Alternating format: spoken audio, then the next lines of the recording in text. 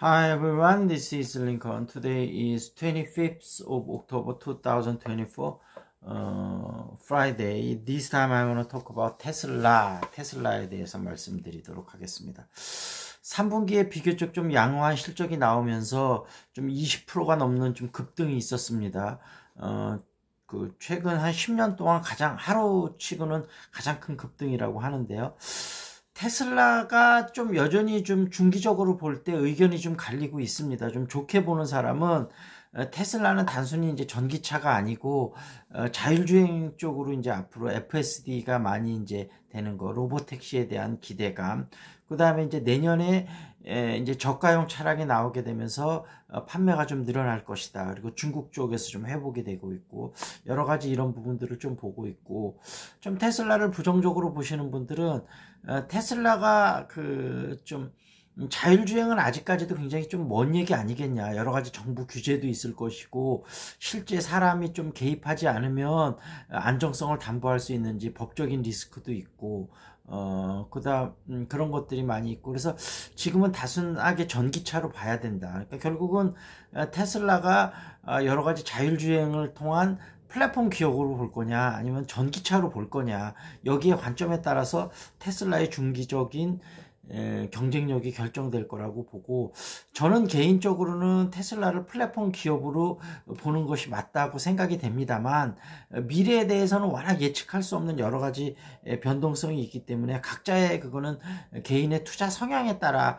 달린 문제인 것 같아요. 어찌됐든 테슬라의 여러 가지 그런 장단점을 잘 살펴보시면서 테슬라 주가를 어떻게 볼지, 그래서 좀 중기적으로 보고 투자를 하실 건지, 단기적으로 좀 보고 트레이딩을 할 건지, 그거는 각자가 좀 정해야 될 목이다, 이렇게 보도록 하겠습니다. 그리고 시사 이슈로 좀 넘어가겠습니다.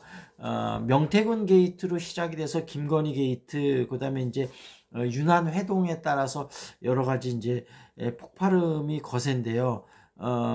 대통령 측 입장은 한동훈이 먼저 여러 가지 언론의 세 가지 이슈를 먼저 좀 흘리고, 그 다음에 이재명 대표와의 회담을 추진하는 등 먼저 용산을 압박했다, 이런 이야기고, 한동훈 대표 입장에서는 비공식 라인으로 여러 차례 좀 최상병 특검이나 김건희 특검법에 대한 여러 가지 우려를 전달을 했고, 뭔가 대책을 세워야 된다고 얘기를 했는데 전혀 뭐가 이루어지지 않자 이제 공개적인 언론을 통한 플레이를 하게 됐고, 그런 상황인데, 그러니까 먼저 선 노력이 없어 놓고 선호가 바뀐 거 아니냐, 이런 이제 주장인 거고, 그다음에 테이블 배치 문제, 그다음에 이제 회담이 끝난 다음에 식사도 대접 안 하고 또 추경호 원내대표를 불러서 만찬을 한 문제, 여러 가지 서로 간에 갈등이 첩첩이 쌓여 있습니다. 그래서 한동훈 대표도 별도 본인들하고 가까운 의원들하고 식사를 하면서 이제 세력을 좀 과시를 했고, 특별 감찰 제도를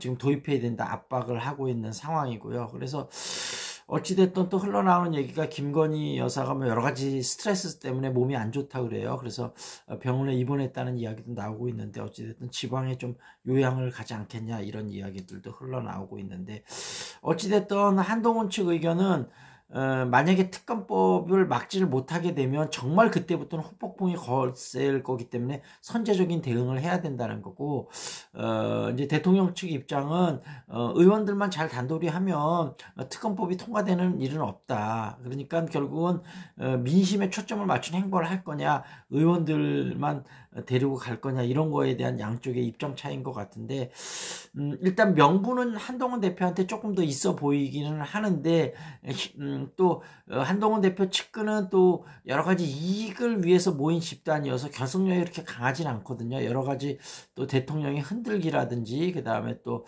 여러 가지 캐비넷 이슈들이 나왔을 때 과연 뭉칠 수 있겠느냐, 이런 이슈들이 있습니다. 그래서 그런 부분들은 계속해서 좀 진행이 어떻게 되느냐, 이렇게 살펴보도록 하겠고, 두 번째 의혹은 이제 또 특검 관저 의혹이 좀 나왔습니다. 관저를 좀 불법 중축하게 되면서 여러 가지 좀 감사원에서 여러 가지 공개를 안 하고 있는 부분이 있는 것 같아요. 그래서 민주당 의원들을 중심으로 해서 감사원장을 고발하겠다 뭐 이런 얘기들이 나오고, 여기에 연결해서 양평고속도로가 좀 돌아간 문제, 이런 문제들까지 계속해서 되면서 관저 증축에 대해서는 뭔가 좀 여러 가지 확실한 부분이 좀 있어야 되지 않을까 싶습니다.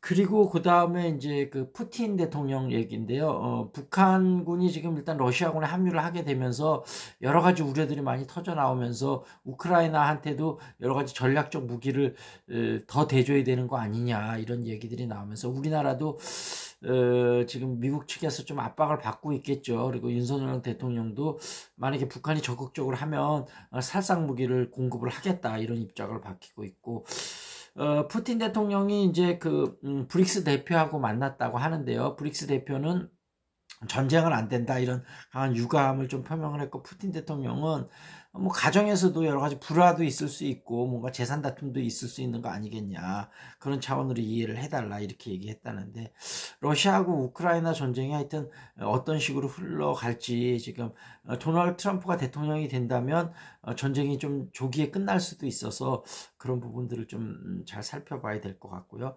그 다음에 이제 어저께 그저께는 해리스가 조금 앞선 발표들이 나왔는데, 물론 당선 가능성은 지금 트럼프가 더 높습니다만, 지금 또 트럼프가 좀 앞서는 발표들이 나오면서 좀 위기감이 좀 고조되고 있는 것 같습니다. 미국 민주당 쪽에서는요. 그래서 트럼프의 어떤 위법적이나 탈법적인 부분들을 잘 짚어내면서 본격적인 공세를 하지 않으면 이대로 트럼프 우세로 밀려버릴 수도 있을 것 같습니다. 그래서 미국 대선도 우리나라에 여러 가지 미치는 영향들이 있으니까요. 물론 북한과의 관계 쪽에서는 좀 트럼프가 되면 좀 유리한 측면도 있겠습니다만, 어찌됐든 잘 살펴봐야 되겠다, 이렇게 말씀드리도록 하겠습니다.